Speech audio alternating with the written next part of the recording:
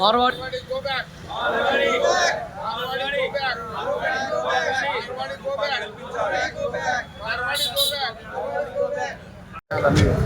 విధానంతో బంధుకు పిలుపునియడం జరిగింది.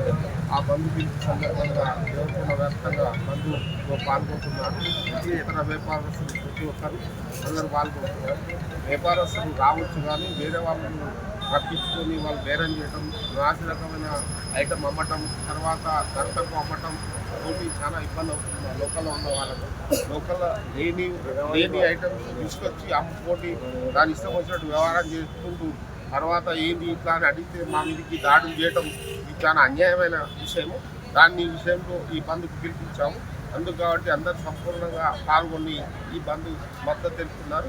దానికి మీ అందరికీ ధన్యవాదాలు చెప్తూ కొత్త మార్వాడీలు రాకుండా అందరూ అరికట్టాలని ఆలోచనతో ఈ బంద్కు పిలిపించి వాటిని పిలిపించాలని గుర్తు చేస్తున్నారు. వ్యాపారాలు చేస్తున్నాము. వేరే రాష్ట్రాల వారు కూడా వచ్చి ఇక్కడ వ్యాపారాలు చేస్తున్నారు. మేమేమో లోకల్ వారికి ఉపాధి కల్పిస్తున్నాము. వేరే రాష్ట్రాల వారు వచ్చి వాళ్ళ రాష్ట్రాల వారికి వాళ్ళ సొంత వారికి ఉపాధి కల్పిస్తున్నారు. దానివల్ల మన లోకల్ వారికి నష్టం జరుగుతుంది. మన వాళ్ళు వేరే ఎక్కడికో పోయి బేరం చేసుకోవడము అలా పని చేయడము జరుగుతుంది. దానివల్ల మన లోకల్ వారికి ఇబ్బంది అవుతుంది.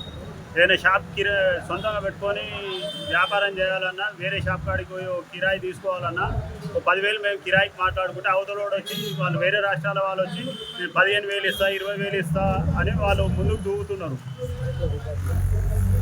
అంత కిరాయి పెట్టి మనం తీసుకున్నా కానీ ఇక్కడ నడిచే వ్యాపారానికి అంత కిరాయి భరించలేని పరిస్థితి ఉంది. ఎవరైనా ఎక్కడైనా వ్యాపారం చేసుకోవచ్చు కానీ లోకల్ వారికి ఉపాధి కల్పించాలనేది మా విన్నపం. అలాగే క్వాలిటీ వస్తువులు అమ్మాలి, డూప్లికేట్వి అమ్మొద్దు. మేమేం క్వాలిటీ వస్తువులు అమ్ముతున్నాం, అవతలోడు డూప్లికేట్ వస్తువులు ధర తక్కువ ఇచ్చే వరకు జనాలు అక్కడ మోజు పెడుతున్నారు. క్వాలిటీ వస్తువులు అమ్మి క్వాలిటీ తగ్గట్టు రేటు తీసుకోవాలనేది మా కోరిక. అలాగే లోకల్ వారికి ఉపాధి కల్పించాలనేది మా కోరిక.